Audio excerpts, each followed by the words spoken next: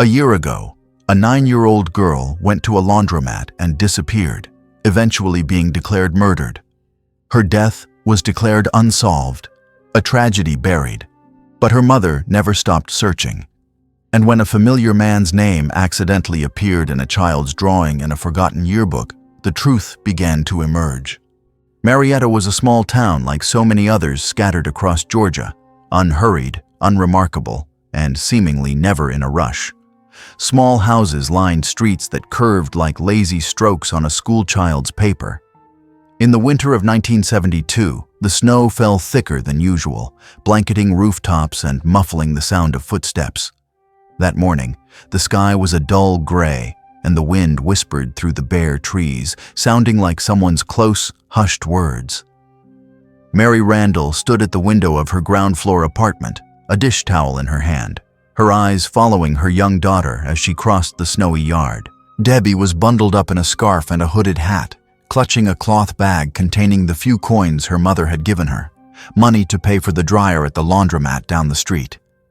The girl turned back to smile and wave, as she always did, mouthing something Mary couldn't quite make out through the glass. Just another trip to do laundry, just a few minutes to come back. No reason to worry. But then, time began to crawl with agonizing slowness. Half an hour, an hour and a half. Mary checked the clock constantly, a knot of anxiety tightening in her stomach. Maybe she'd stopped to play with some neighborhood friends. Maybe the laundromat owner was keeping her to chat. But no, Debbie was never this late. When 3 hours had passed since Debbie had left, Mary put on her coat and went outside, her shoes sinking into the snow. She walked down the street toward the laundromat, scolding herself for being needlessly worried. But when she arrived, the woman behind the counter simply shook her head. "Debbie? No, I haven't seen her today." The wind began to feel colder, not because of the weather, but because of the fear that was slowly creeping in. The police were called at 4 in the afternoon. A missing child wasn't an entirely unusual occurrence in this area. She could be lost, or perhaps had run off to play. But Mary looked at the young officer, her gaze hardening. Debbie isn't that kind of child. Small town. The news spread quickly. People whispered about it at the market, at school, at church. Someone claimed to have seen Debbie heading towards the woods. Others mentioned a beat-up blue truck parked on the side of the road. The police began a search, using search dogs, turning over every bush. But as each day passed, the snow fell heavier, making it harder to see, harder to find. Mary didn't eat, didn't sleep. She sat in a wooden chair by the window every night, her eyes wide open, her heart beating quietly like the shuttle of a sewing machine. Some nights, she dreamed of Debbie standing at the door, snow dusting her shoulders, her lips moving. "Mommy, I'm back." But when she opened her eyes, all she saw was the vast, cold, white yard. Then, 2 weeks later, they found her.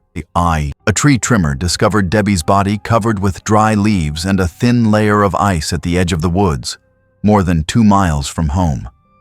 The news was reported to the police station. An officer came to the house, his hand trembling as he held his hat over his chest. Mary looked into his eyes. She knew something terrible had happened. She didn't scream, didn't collapse. She simply stood up, walked silently into her daughter's bedroom, and closed the door, and sat there for a very long time. Debbie had been strangled. No knife wounds, no further violence. A quick death, they said, as if the speed could lessen the pain. But Mary didn't care about the way she died. She only thought about how frightened Debbie must have been, alone in the cold woods with no one to call Mommy. In the investigation file, they noted a few clues. A Camel cigarette pack discarded near the body, a strange hair, a dried blood stain on a rock. But nothing enough to hold anyone longer than a few questions. A week later, the case was closed. Insufficient evidence. Mary read those words like a second obituary. She wasn't angry, didn't scream, didn't go to protest like the people she saw on television. She just stayed silent, cleaning each of her daughter's toys, folding each piece of clothing as if Debbie would wear them again. At night, Mary couldn't sleep, lying awake for hours just listening to the wind. Not out of fear, but out of hope of hearing something stir in the darkness. Something the mother always knew but couldn't yet name. She began to take notes. Not many. Just a few lines, things others would forget. Someone's expression at the memorial service, what someone wore to the funeral, the way someone said, "I'm sorry for your loss," without looking her in the eye. Because she believed the one who killed Debbie wasn't a stranger. Because a stranger wouldn't be able to coax Debbie into the woods in broad daylight. But that very thought made her shudder, the calmness of these people when they met her. A month after the funeral, Mary Randall's small apartment remained exactly as it had been the day Debbie was alive. Only the light filtering through the curtains seemed quieter, the rice cooker smaller, and the glass of milk remained untouched. The snow outside had begun to melt, leaving patches of ice like unstitched tears in the winter. Mary didn't clean Debbie's room. She didn't open that door, except when she needed to wash the sheets to prevent mildew. The toys were still neatly arranged, the doll lying sideways on the cloth chair, its plastic hair matted with fine dust. On the bookshelf, a colorful crayon drawing, a small dog smiling, labeled Baby Cam. No sound came from the apartment except the ticking of the clock. Each day, Mary tried to maintain a rhythm, cooking, going to the market, washing dishes, watering plants, as if living for someone else, not for herself. One Monday morning, as she gathered the mail from the mailbox outside, her fingers brushed against a thick stack of white envelopes. Letters of condolence, some sent from New York, some from across the street. Mary sat down at the dining table and began to open them one by one, not expecting anything. Most were so similar that they seemed almost machine-printed. Deepest condolences. Debbie was a lovely girl. Heaven will welcome her. We are heartbroken for you. Each line seemed drawn from a template that people pulled out when they needed to write to someone they didn't really know. She wasn't angry. No one could teach people how to grieve for others. But when she read the 12th letter, her eyes stopped. Cream-colored envelope. Pale purple ink. Neat, soft handwriting, like the way people copied poetry into notebooks in their school days. The letter wasn't long, but each word had a rhythm. I don't know what to say except to share your loss. Debbie is a student who reminds me of a very old part of my life. There was something in her eyes, in the way she smiled, bowed her head, and wrote each line carefully, that made me feel both pain and warmth. Perhaps I'm too sentimental, but I cried when I heard the news. I hope you find peace in your own way. Sincerely, J. Jackson. She put the letter down on the table. She felt a little relieved because she knew that her daughter was still remembered by someone. A few days later, the elementary school held a small memorial service for Debbie in the old hall. Mary didn't plan to go. She didn't want to hear her daughter's name echoing through the loudspeaker again, amid the sniffling and scrutinizing eyes. But then the principal herself called to invite her. Her voice choked up. The kids are making cards for her, Mary. I think you should see them. Mary came, wearing a gray wool cardigan. No makeup, her hair not styled. She sat in the back row, clutching the hem of her coat, her eyes fixed on the small stage in front, where they had set up an altar made of colored paper, pasted with students' drawings and a large photo of Debbie smiling, her eyes wide and radiant. For the first time since the funeral, Mary heard her daughter's name read aloud in a room full of people. As the piano music rose from a fifth-grade student, Mr. Jackson stepped up. He wore a turtleneck sweater, his hair graying at the temples. The light shone through his glasses, making his eyes glisten with tears. He didn't hold any paper. His voice was hoarse but clear. Debbie is a student I remember very well, even after so many years, so many generations. A well-behaved and drawing-loving girl, I remember the smiles every time she completed a work and gave them to me to receive comments from my side. A passionate student. Her passing truly made me... Mr. Jackson choked and tried to hold back the tears from falling down. His speech almost brought everyone to tears. Mary was really touched by those statements. From the letter to the speech, Mr. Jackson had expressed special feelings for his poor little daughter. After the ceremony, she went to the schoolyard and saw Mr. Jackson standing next to the old flagpole, where Debbie used to play jump rope. Suddenly, she saw Jackson, not smoking, not moving, just standing there, hands in his pockets. His eyes stared straight into the empty yard. For a long time, Mary went forward to actively start a conversation with him. The first time since Debbie's departure, she actively started a conversation with someone. Mary slowed down, her shoes stepping on the thin, damp grass. When she was only a few steps away from Jackson, he still hadn't turned around. The wind blew through the empty yard, and the leaves on the trees rustled slightly. The paint on the flagpole was peeling, leaning like a memory that wasn't carefully preserved. "Mr. Jackson," Mary said, her voice not loud but enough to break the silence. He turned around, a little slow, as if he had just been pulled from a dream. "Ah, Mrs. Randall," he nodded slightly. "I didn't expect you to stay. I saw you standing here for quite a while." Jackson pursed his lips, his eyes drooping. "This place used to be where students played. Debbie often ran around the flagpole, right?" Mary nodded. She liked to jump rope here. Once she slipped and fell, tearing her knee. He smiled as if remembering something. "I think I saw that time." She didn't cry. She just frowned and said, "It's okay. It'll be gone tomorrow." Very brave. A silence passed. Mary looked straight at him, her eyes gentle but not exactly soft. "You know," she said, her voice deep. "Since that day, I rarely talk to anyone about her." Jackson tilted his head.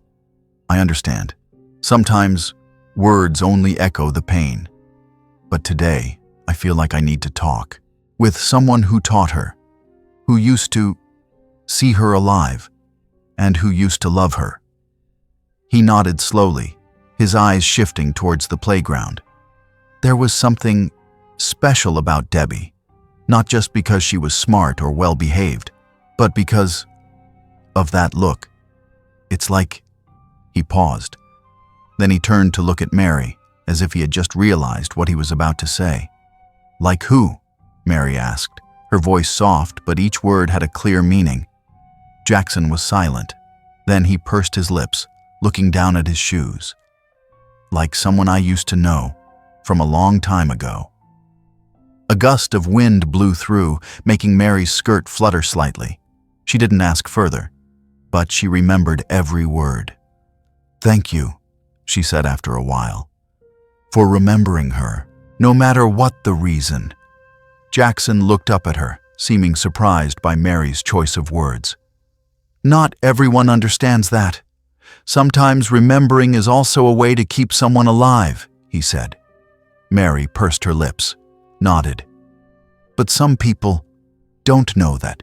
The longer you hold on to the past, the more you lose the present." Jackson paused. She greeted lightly, then turned away, leaving him standing alone in the empty yard. April arrived in Marietta with a quiet light like a scarf gently covering the old wooden doors. The snow had completely melted, the grass began to sprout from the cold cracks in the ground, and the young birds began to call each other on the power lines. Everything was coming back to life, slowly, cautiously, and Mary realized that she was doing the same, not coming back to life with joy, but living on, with a question that had no answer. One early week afternoon, Mary happened to meet Mrs. Mathers, Debbie's former art teacher, in a small grocery store. Mrs. Mathers was over 70, her gray hair hanging over her shoulders, her mouth always chewing peppermint candy. "Mary, I really haven't accepted that," she said, as she held a carton of milk, her hand shaking slightly. "She painted beautifully. I still keep the paintings that she painted."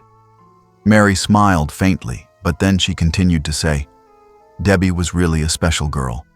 Mr. Jackson, he's really a good person. He cares about Debbie a lot.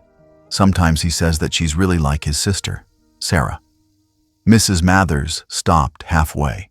She put the carton of milk down, her eyes drooping, and then continued. An unfortunate child. Sarah, his younger sister, died young in some kind of accident.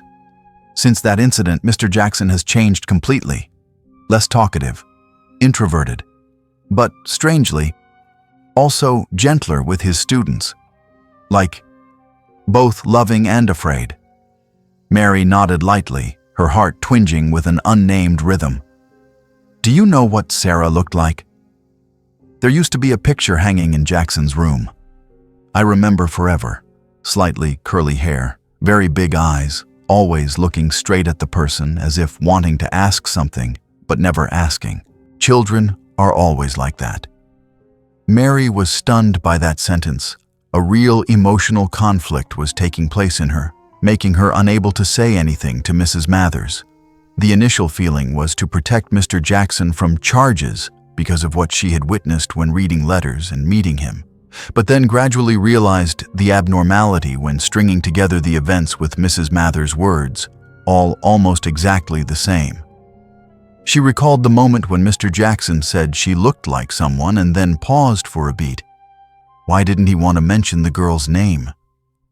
Mary excused herself from Mrs. Mathers and quickly returned home. Her heart was burning like fire. Something was urging her that everything was obvious before her eyes, but no one was sober enough to realize it. When she got home, she opened the drawer of the cabinet and pulled out Debbie's old notebook, where she used to write down the sayings she liked. She had also read it many times since losing Debbie, but the details that seemed normal at the time now became strangely abnormal. There was a line she had once overlooked. Now she felt a chill down her spine when she read it again. Mr. Jackson said, "There are children who are like old memories coming back." Mary closed her eyes. She put her hand on the page, feeling like she was touching something distant and distorted that was coming back to life from under the ashes of memory. But that wasn't enough. She needed more sure signs. The next day, she went to Miriam, a former student who used to study with Mr. Jackson, who was now working as a library assistant at the school. Miriam was about 35 years old, with short black hair, round glasses, and a small but decisive way of speaking. "I used to admire Mr. Jackson a lot," she said. "He writes very beautifully. He often gave us good quotes, but there are a few anomalies. He often picks out a few students that he cares more about. Not favoritism, just he told us we looked like someone he used to know." Mary tried to keep her voice calm. "Like who?" He didn't say specifically. Once he said, "There are children who are like old memories coming back. But sometimes that memory shouldn't come back to life." This time, Mary couldn't ignore it anymore. From a casual statement, now those vague words were forming a real kind of deviant thinking, and perhaps it had been in Jackson for a very long time. She returned to the town's main library. At first, she only planned to find information about old funerals, but then she was directed to the archive of Jackson's high school yearbooks in the 50s. After flipping through it for a while, she finally found the page with the name Sarah Jackson, class of 1958, the small black and white photo. But Mary froze. Sarah looked straight into the camera with an expression that was both innocent and full of worry. Those eyes were big, bright, and bold, terrifyingly like Debbie. Slightly curly hair, parted to the side. The mouth was slightly smiling. A kind of smile that Mary had seen in her daughter's photo. It wasn't exactly the same, but enough that if someone hadn't let go of the past, they would easily believe that the present was an opportunity to correct past mistakes. Mary closed the yearbook, her hand still trembling, and she was sure that Mr. Jackson had something to do with Debbie's death. For the first time, suspicion was no longer a wrinkle. It had a shape, had a name, had eyes. She sat for a long time in the reading room, where the fluorescent lights on the ceiling shone down on the mottled wooden table. The sound of turning pages around blurred. Mary's mind began to piece together the fragments. Mr. Jackson's words at the ceremony, Debbie's notes, the expression in Sarah's black and white photo. and the strange feeling that the man was living twice in a rotten memory. She wondered, if Sarah was really a scar he never healed, then what was Debbie, a child to remember, or a mirror to occupy? And then a faint memory returned. Her daughter's voice when she was alive, the only time she talked about Mr. Jackson with embarrassment. Mr. Jackson often asks me what I like, but once he looked at me for a long time, then said, "If you could go back, would you regret anything you've ever done?" Do you think that sentence is weird? At that time, Mary laughed it off, just thinking the teacher was philosophical. But now, every word suddenly appeared like an imprint. If you could go back, that's not what a teacher asks a student. That's what a person with an unhealed wound asks themselves for the rest of their lives. Mary left the library when it was dark. The early summer breeze blew through her skirt, but she felt cold in her neck. On the way home, she walked slowly, not looking at the people passing by, but looking at an invisible point in front. She knew that from this moment on, she would not be able to return to the state of knowing nothing. Memories, hints, images, all connected to form a thread, and she, somehow, had begun to untangle it. There is a kind of premonition that is not in reason, nor does it wait for evidence. It is as quiet as a dream that repeats many nights, not clear but haunts the heart, making them unable to turn away. Debbie's bookshelf was short, as small as her age. The paperback notebooks were worn, some pages were falling out, scribbling flowers, cats, houses, school gates. Mary opened each book one by one, not looking for anything specific, just rereading each stroke to see how happy her daughter had been. Turning to the literature workbook, a passage framed in red ink caught her attention. I like purple the most. It's both sad and beautiful. It's like the evening sky, or the veil of a bride in a fairy tale. Mr. Jackson said purple is the color of secrets. I don't understand what secrets, but I think he said it very seriously. Mary reread the last line, her finger stopping at the phrase, "very seriously." Why would a 9-year-old remember the teacher's attitude so much? She continued to turn to the sketchbook, where Debbie used to draw funny, colorful pictures. Her eyes fell on a page pasted with pale purple paper. The drawing was simple: a man wearing a long-sleeved shirt, holding a ribbon. No face, only round black eyes, and a clear purple ribbon in the middle of the page. Mary felt her heart contract. The drawing was unnamed, but the small note below wrote, "The Keeper of Secrets." She sat silently for an hour, looking at the drawing. No one can accuse a child's scribbled image. But how could she draw those eyes, round, dark, without eyelids, and still make people feel like they were being seen through the paper? Mary stood up, opened her phone, and called the elementary school office where Debbie used to study. Her voice was light, small, but decisive. "I am Debbie Randall's mother. I need to request some information about former teacher personnel, if possible." The secretary seemed hesitant, but finally transferred the call to the record management department. They asked her to come directly, and Mary came that afternoon. The record room was behind the administrative area, old, smelling of moldy paper and old air conditioners.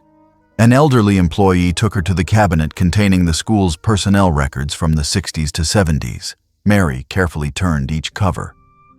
Jackson, Julian. Started teaching in 1966. The record page was simple, recording the basic milestones. Literature, official teacher from the 3rd year, many years as the homeroom teacher. But there was a small handwritten note in the 1969 note section. Suspended temporarily for 2 weeks.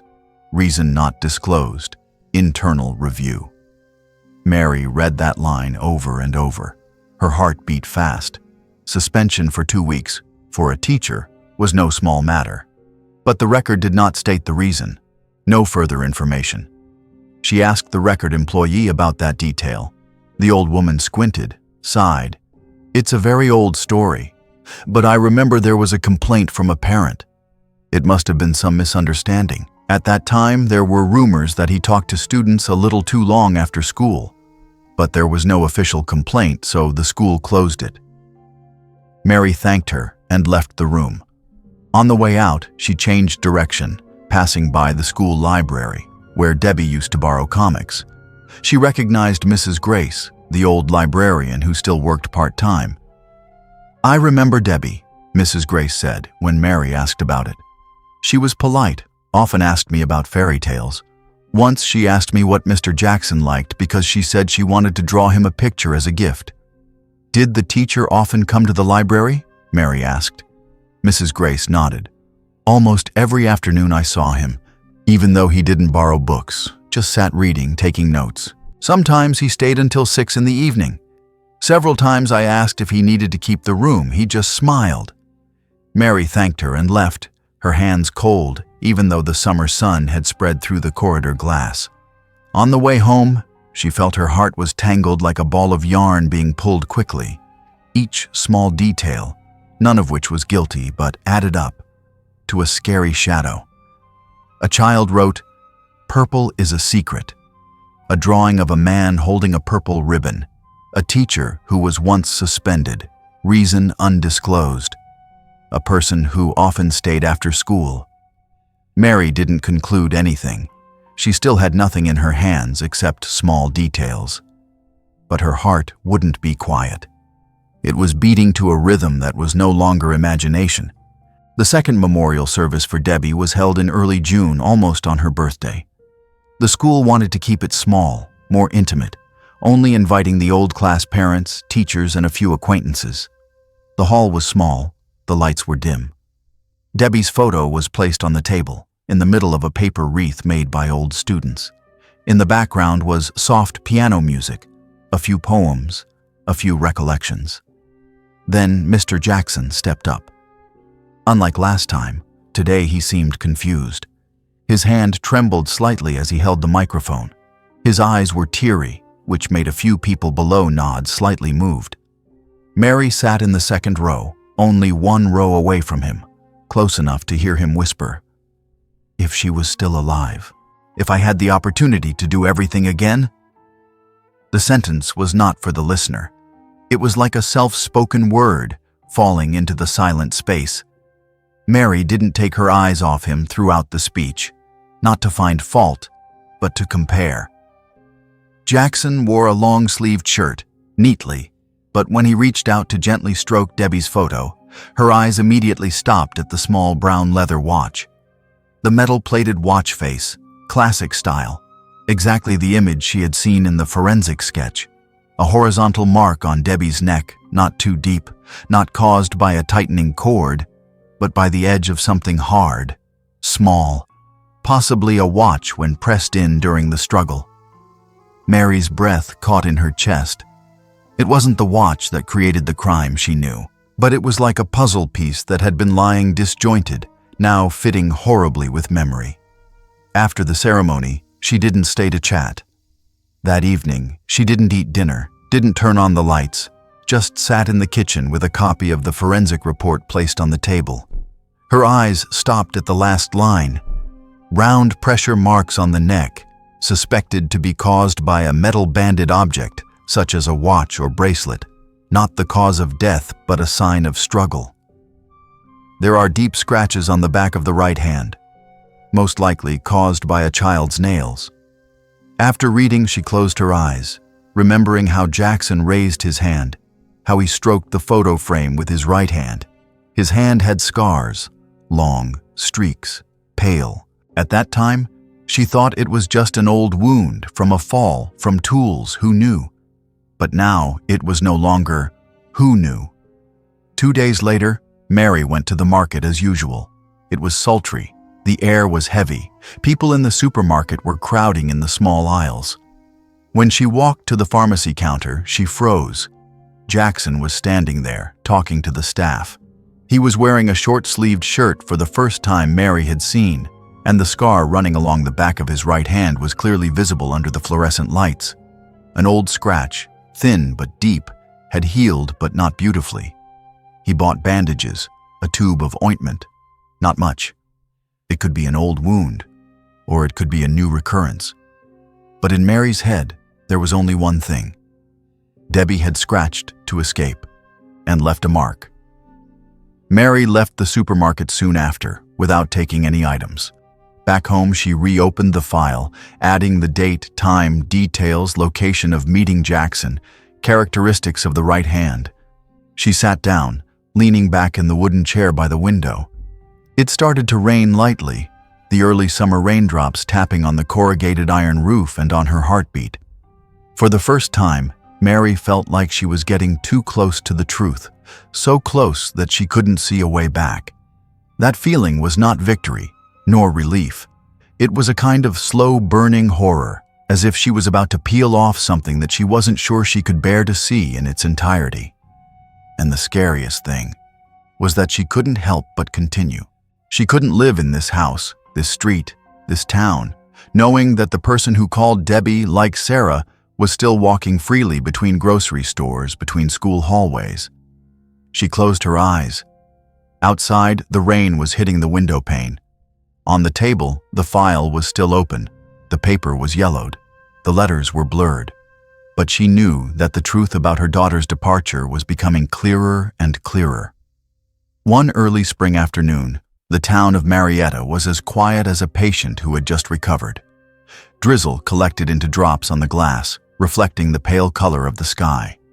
Mary put on a thin coat, holding the leash of the neighbor's little dog. She often helped take care of it every Wednesday afternoon, a new habit since Debbie passed away. The dog didn't run far. It just lingered close to her feet, sniffing the ground, occasionally wagging its tail as if to salvage a sense of normality for her. They turned into the small path leading behind the old school grounds, where Debbie used to study. The row of classrooms had now been repainted, but they were still wooden windows with horizontal bars, faded to a smoky color. The iron gate in the back was ajar. Mary hesitated for a moment and then pushed the door open and stepped in. The school didn't prohibit anyone from entering the backyard, as long as they didn't vandalize it. She walked slowly through the old flower beds, where Debbie used to run and jump, where laughter used to echo mixed with the sound of the dismissal bell. Each step was like stepping on a part of a memory that had never been told. In the corner of the backyard was a large broken tree, the trunk split in half, the rotten core exposed like an unbandaged wound. Mary was about to turn away when her gaze stopped. A sunken strip of land ran from the base of the tree to the back fence, about 1.5 meters long, covered with dry leaves. From there, if standing in the right position, she realized something. The view from there was completely out of sight from the main row of classrooms. From inside the school, no one could clearly see the person standing here. But from here, one could clearly observe the side gate, the small yard, and especially the hallway where students usually passed at the end of the day. Mary stood motionless. In her head, a sentence of Debbie's suddenly appeared, the last time the two went to the market together. Do you know what? Mr. Jackson often stands in the backyard, standing still, not saying anything, just standing and watching us leave. At that time, she just laughed. Maybe the teacher is admiring the scenery. Her daughter nodded, not asking further. But now, that picture was no longer harmless. A grown man, standing alone, every day after school, in a place out of sight, doing nothing and just watching. Surely not a normal act. Mary looked back at the broken tree. Behind it was a low spot in the ground as if someone had stepped on it often. Grass didn't grow. A brick on the wall protruded, just enough to put a foot on to climb if you wanted to leave the yard by shortcut. This wasn't a place for someone to admire the scenery. This was a deliberately chosen observation position. Mary tightened her hand around the dog chain, her heart beating fast but not chaotically. No longer a pure emotion, she was seeing a clear connection between her daughter's memory, the actual location, and Jackson's behavior. She turned and walked away, for the first time in many weeks, not just because she needed to breathe, but because she needed to know more. That evening, Mary sat in front of the dining table with a cup of tea that had cooled down. She reopened her notebook. From the beginning, she only wrote what was personal, emotions, diaries, Debbie's words. But now, she wrote differently. standing position at the end of the yard, can observe the student hallway, out of sight of teachers. Debbie once said Jackson often stood there. May be related to the side gate, a less used exit. The next morning, Mary returned to school. This time she walked into the administrative office. The young secretary had never met her, seemed polite, but a little embarrassed when Mary introduced herself. "I am Debbie Randall's mother. She passed away last year. I am writing a memorial article about the connection between teachers and students, old memories. I want to see a few personnel records if possible." The girl hesitated, then asked her to wait. After a while, she was invited into a small room where the old teacher records were stored in duplicate, used for historical archiving purposes. Mary followed the year, 1966, 1967, to 1969. The name Julian Jackson was neatly on a thick file. Mary opened it, her eyes darting through the typed lines. Literature teacher, taught full-time from 1967. The periodic comments all stated, serious, beloved by students, moderate communication. But on the 7th page, a handwritten line appeared. November 3rd, 1969. Temporarily suspended for 2 weeks at the recommendation of the faculty council. Internal reason: inappropriate behavior when approaching female students after school. Insufficient evidence to sue. No recurrence under internal monitoring until the end of the school year. Mary paused. The printed lines were even. The ink had faded, but enough to expose what people had once hidden. Insufficient evidence, a phrase that Mary had heard when her daughter's case was closed. She stared at that line as if she saw Debbie's shadow next to Sarah, 2 children living at 2 different times, but may have crossed the same threshold where a man never learned how to lose. Mary left the office in silence. Her hands didn't shake. Her eyes were dry. But her heart was as tight as an old room with too many crooked paintings hanging.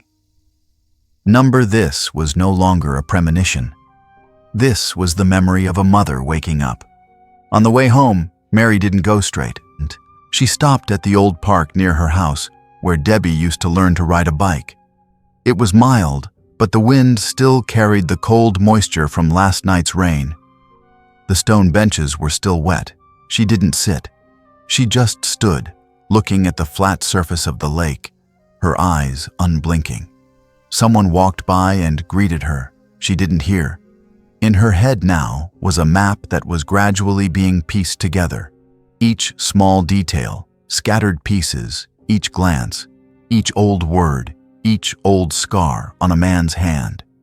Things that were once classified as coincidence now became a dark connection that she no longer dared to deny. No, she didn't have any evidence. But she had something that no police officer had, the memory of a mother who had lived completely in every look, every word, every drawing of her daughter. And from that, she knew, Jackson not only carried a scar from the past, he carried that past in search of an opportunity to repeat. Mary tightened her purse. In it was a copy of the 1969 record she was allowed to take home. When she asked, she didn't know what she would do with it. But now she understood. It wasn't enough to convict, but enough to make those in charge listen. She wouldn't go to the police station right away, not in a hurry, not repeating the mistake of the year before, when she went with empty hands and a bleeding heart. This time, she would gather enough. Every piece, every word, every mark. She would go to the end, not out of anger, not out of revenge, for Debbie, for the truth, for the other children who were still alive. Mary spent 2 nights drafting a proposal that was polite enough, convincing enough, and safe enough. The opening line was written and rewritten by her. I am the mother of Debbie Randall. Then crossed out again. Too direct. Instead, she chose, I am making a record of old student stories. I would like to ask you a few things about your years of teaching at Marietta Elementary School. She sealed the letter, wrote the name Julian Jackson in small, neat handwriting, and sent it by mail. Not too polite, not too eager. A week later, in her mailbox, she received a polite card. "I am willing to share if it helps preserve something beautiful from the old years. Sincerely, J. Jackson." Mary looked at those slanted lines, feeling strange, like holding an invitation to the last performance, where the audience already knew who the main character was, just waiting to see when the mask would fall off.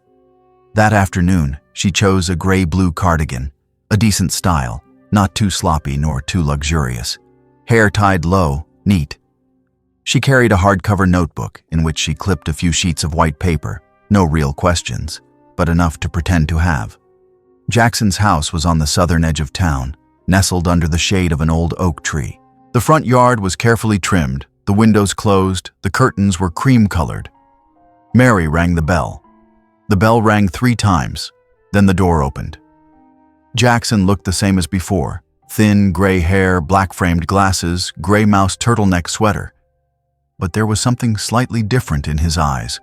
Slower, more probing. Even so, he smiled. "Hello, Mrs. Randall. Please come in." Mary nodded. "Thank you for seeing me." The house was tidy, not much stuff. On the wall were printed paintings, a few pencil drawings, mostly landscapes. Lakes, mountains, rows of trees. No photos of people, no sign of family, no sound except the clock ticking in the living room. Jackson invited her to sit in the chair opposite the tea table. As he stepped into the kitchen, Mary took a deep breath. Her heart beat lightly, but steadily, a rhythm she had learned since she stopped crying for Debbie. She quietly glanced around, and her gaze soon stopped at the open study to her left. Just one more step. No one would see. She stood up, her feet as light as feathers, and walked to the doorway. The room was small, bookshelves reaching the ceiling, a desk placed against the window.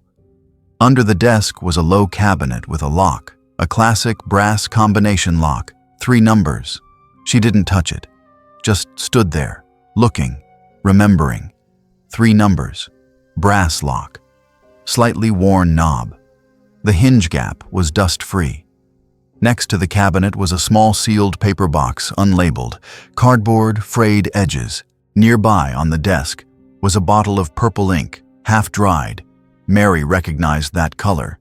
Debbie had written in her notebook, "Mr. Jackson uses purple ink, the color of secrets." A light clinking of dishes in the kitchen pulled Mary out of her observation. She stepped back, returned to her old chair, her hand still holding the notebook as if she had never left. Jackson returned with a plate of cut fruit and a plate of cookies. "The weather is beautiful today, isn't it?" he said, pouring tea. "Perfect for remembering old things." Mary nodded, smiling slightly. "I hope so." They began to talk. Mostly he spoke. Jackson told stories about generations of students, his first teaching days, the mischievous children who made him love his job. Mary listened, occasionally nodding, writing a few symbolic notes in her open notebook. Then, in the middle of a rambling story about his first lecture in 1968, she interrupted gently. "Debbie once told me that you said purple was the color of secrets. I found it strange, but she liked it very much." Jackson paused for a beat, just one beat. But in that hesitation, Mary clearly saw a flash of alarm in his eyes. Very quickly, he hid it with a smile. "Ah, I may have said that. Purple always suggests something vague." "And children often remind us of the past, right?" Mary asked. Jackson looked up at her. "Yes, some children are like a return." As she left, Mary shook his hand, her eyes not leaving his face. Jackson held the handshake a little too long, enough for her to feel cold on the back of her hand. On the way home, she didn't feel relieved, didn't feel scared, just felt a void opening in her chest, as if each word she heard today was a stone falling to the bottom of a well without echoing. That evening, she opened her notebook, sat at the dining table, and wrote a statement. This time, not a diary entry. The statement was addressed to the local police, requesting a review of the Debbie Randall case based on new evidence. Julian Jackson's 1969 suspension record. The hidden observation position behind the school grounds. Student notes about strange statements, unusual approaches. On-site records of the locked drawer in the private residence, likely containing exhibits. Matching data on the watch, scars, after-school habits. She knew they wouldn't act immediately. But this was no longer a lingering pain waiting for pity. After many years, she was too familiar with their so-called process. And she was using it, legally, not to punish, but to peel off the last remaining mask.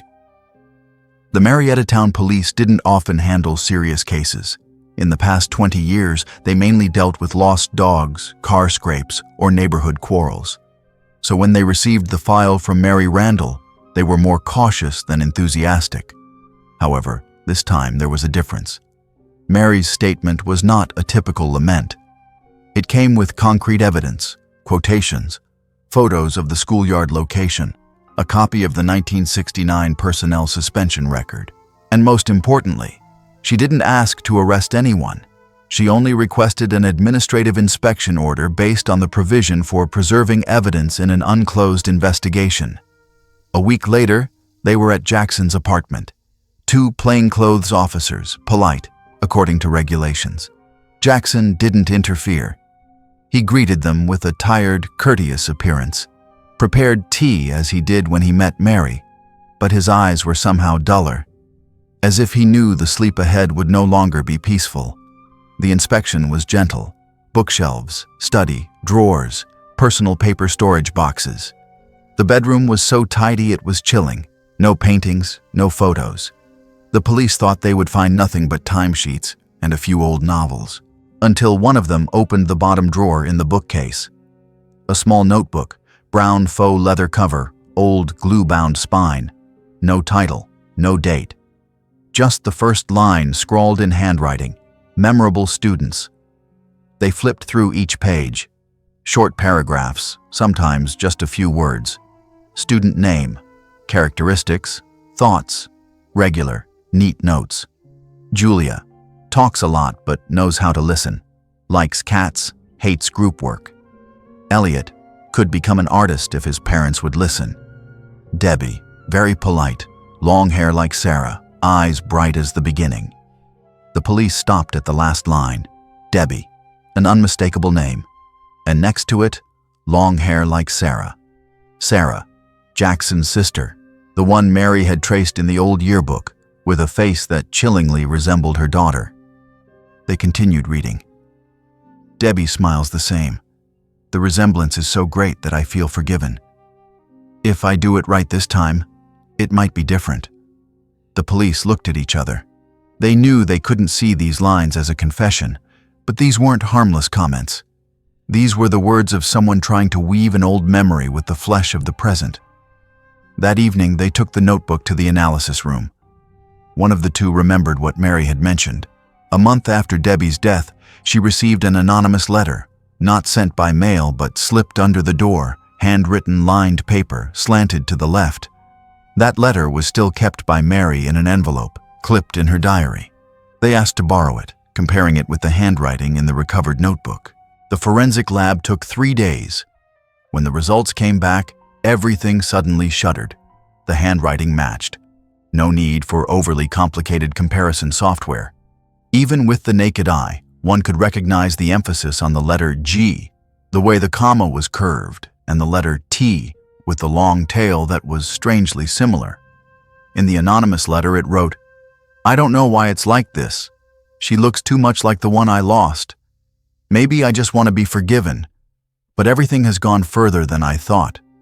The police didn't comment. They just wrote in the file, "Clear link between the victim and a substitute image in the suspect's psychology." Mary was invited to the station to report progress. She sat in a small meeting room where the fluorescent lights buzzed incessantly. An officer read back each line excerpted from the notebook. When he reached the line, "eyes bright as the beginning," Mary bit her lip lightly, her eyes not leaving the table. She didn't ask, "Is that enough?" Nor did she ask, "Has he been arrested?" She just whispered, "He wrote about her like writing about a dream." but she was a real person. No one said anything. A moment later, the officer took out a copy of the anonymous letter. Mary recognized the handwriting, but for the first time she read it as a confession, unspoken, but undeniable. I used to think I was forgiven. But everything has gone further than I thought. Mary didn't feel as much pain as the first time she read that letter. The pain had turned into a different state, awe. She began to understand. It wasn't that he killed Debbie out of hatred, nor was it entirely out of instinctive desire, but because he wanted to relive something old to the point of madness. And Debbie, in his eyes, wasn't Debbie. Her daughter had been drawn into a distorted dream, a role in someone else's tragedy, a second Sarah, reliving only to die again.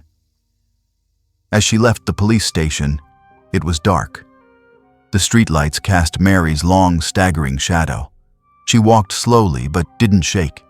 In her pocket was a copy of 2 excerpts, one from the notebook, one from the anonymous letter. They weren't incriminating evidence, but they were a mirror reflecting the false affection, bearing the image of a past child, but in reality, it was an obsession that had never been healed. And Debbie, she had stood in the wrong place of a wrong person her whole life. Mary tightened the paper in her hand. The wind blew through her coat, but she didn't shudder. Only one sentence repeated in her head like a strangled prayer. Don't let anyone else have to be Sarah again. Jackson entered the interrogation room as one enters a library, quiet, calm, his glasses reflecting the cold light from the ceiling. The room was not large. The metal chairs were cold. The walls were painted gray. The clock hanging high on the wall had stopped running long ago. He was not handcuffed. There was no reason to do so yet, but the air around him was as taut as a string, just waiting for someone to pluck it. 2 investigators sat opposite, one taking notes, the other holding a thick file. They didn't want Jackson to feel attacked. They just wanted to see him confront what he had avoided for more than 40 years. The conversation began with soft questions, teaching habits, the early years at Marietta Elementary School, favorite students, how to take notes in a notebook. Jackson answered briefly, clearly, his eyes moving little. But at each question mentioning Debbie Randall, his eyelids blinked slightly, enough for those who had seen hundreds of interrogations to recognize. Then the investigator placed a photo in front of him, a copy of the anonymous letter. Is this your handwriting? Jackson glanced over it. His face didn't change color. No, he said. I didn't write it. I don't know who did. The investigator nodded. No reaction. Just folded the letter, put it aside. Then he opened 2 photos. One was Debbie, taken last year, right before she died. Bright eyes, hair tied to the side. The other was an old photo, black and white, of Sarah, Jackson's sister, excerpted from the 1958 high school yearbook. They didn't say anything, just placed the photos on the table next to each other. Jackson looked, his head tilted slightly. For the first time in the interrogation, he didn't answer, didn't react, just looked. Looked for a long time. His eyes didn't blink. The investigator broke the silence. Did you ever call Debbie Sarah? There was no answer. Jackson sat still. His shoulders slumped as if someone had just removed something heavy from his spine. A moment later he sighed, a heavy sigh as if pulling a part of his youth back into his chest, then bowed his head, his forehead touching the cold wooden table lightly. No one said anything more, because they didn't need a confession anymore. Meanwhile, outside, the request for a supplementary search had been approved. With Mary's testimony, the old 1969 behavior record, the memorable student's notebook, the matching handwriting of the anonymous letter, and the psychological expression when facing Sarah's photo, the court agreed to allow the unlocking of the personal cabinet in Jackson's house. That afternoon, 2 officers returned to the old house on the edge of town. The study was still tidy. The 3-number cabinet, the old brass lock type, was still under the table as Mary had described. They entered Sarah's birthday, 061944. The lock sprung open. Inside, a small tin box was wrapped in purple velvet. The fabric was old, frayed at the corners, but kept as carefully as something sacred. When opened, the police found 3 items. Small, silent. A purple ribbon made of soft fabric, the folds still intact as if it had just been removed from someone's hair. A 50-cent coin from 1972, slightly worn, exactly the type Mary had given Debbie on the day she went to do laundry, and a blurry Polaroid photo taken from behind a little girl standing outside the school gate, her hair tied to the side, holding a cloth bag. No face. But it was Debbie. It couldn't be anyone else. The police didn't need to say anything to each other. They took the exhibits, sealed each item. When they brought it back to headquarters, they showed it to Mary. With the utmost caution, she sobbed. For the first time since Debbie's departure, she allowed her body to live truly with her emotions. Her hand paused for a beat when she touched the purple ribbon, exactly the one Debbie used to wear when wearing a floral dress. She liked that ribbon a lot, she said softly. The last time I saw her was that afternoon. The wind was strong. I remember saying, "Tie it tight or it will blow away." The police didn't call it incriminating evidence, not enough. But they knew this was no longer a coincidence. This was living proof of a psychology that had been distorted to the point of considering a real child a copy of the old one. That night, in the interrogation room, Jackson remained silent. But then, when he saw the evidence found in his house and Mary's face outside the monitoring room staring at him, his eyes mixed with a little resentment, but also contained a lot of fatigue because she had been pursuing the truth for so many years. Jackson confessed. Debbie looked strangely like Sarah. She was smart, well-behaved. When she smiled at me, I felt forgiven. But then because of that, I started to hate her. The hate of someone who doesn't know how to love properly. On that day, I only intended to talk. But when Debbie jerked her hand and screamed, I started to squeeze tighter. Then one more step, then one more mistake. I didn't know how to stop.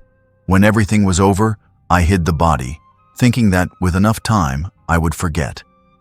When asked why he didn't leave town, he replied, "Because I knew Mary would find out. She wouldn't give up." I dreamed about her many times, not judging, just looking at me as if she always knew. That was the final evidence to convict and close the case. The motive wasn't because Jackson hated Debbie, not because he was evil, but because he couldn't distinguish the past from the present. For him, every child with eyes like Sarah was an opportunity to fix, a reenactment. Mary left the interrogation room without saying a word. She stepped outside, standing on the steps of the police headquarters, where the night wind blew strongly. She closed her eyes, listening to the leaves colliding, the shuffling of people's shoes behind her. The truth didn't explode like the sound of breaking glass. It leaked slowly, drop by drop, cold, thick, red, like blood. But she had seen it. No one could cover it up with gentle words or the polite eyes of a teacher. And from now on, those eyes couldn't hide anything anymore.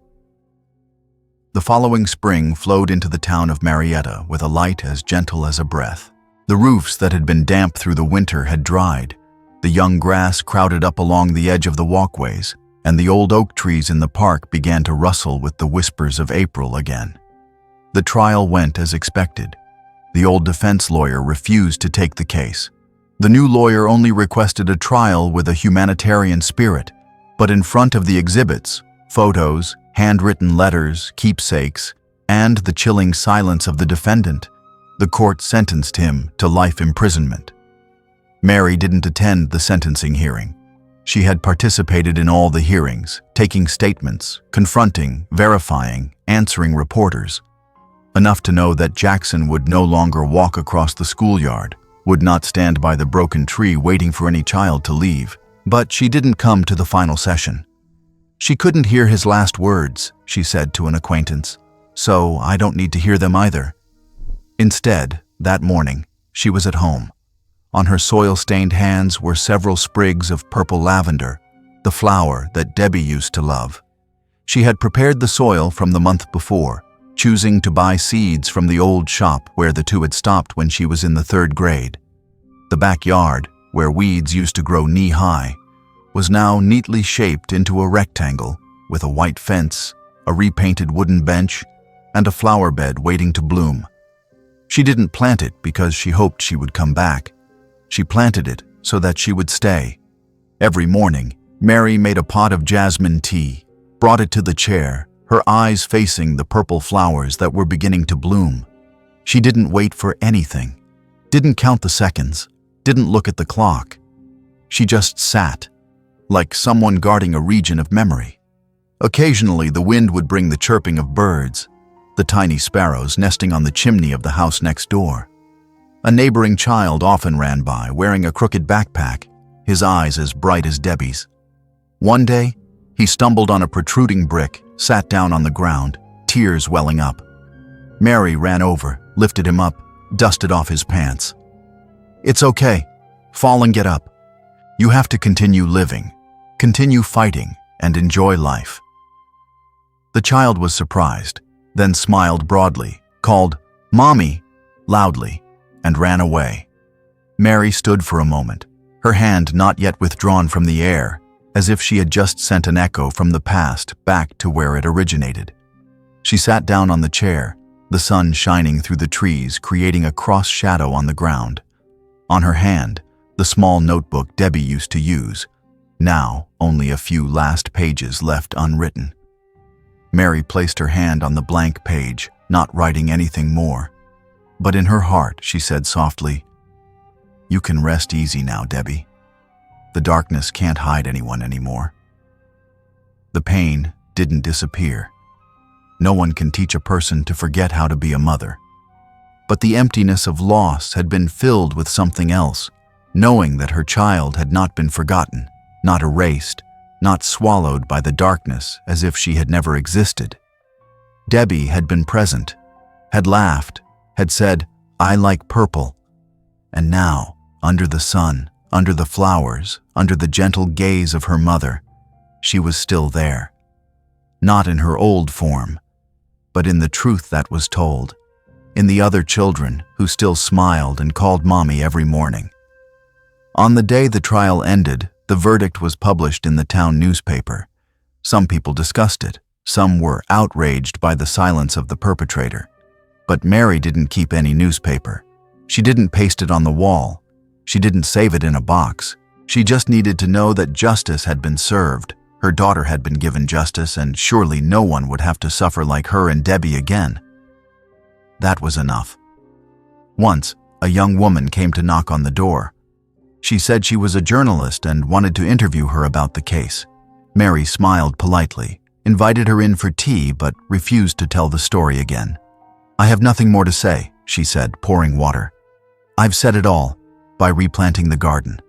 The woman understood, closed her notebook. Before leaving, she said, "If it were me, I'm not sure I would have been brave enough like you." Mary didn't answer immediately, but as she saw the guest out the door, she paused for a moment, looking towards the bench, where the wind was turning a blank page of the unwritten notebook. "It's not about being brave," she said softly. "It's just, I'm still her mother, and I have to do everything for her, even if she's no longer with me. And sometimes that's enough to keep a garden blooming forever."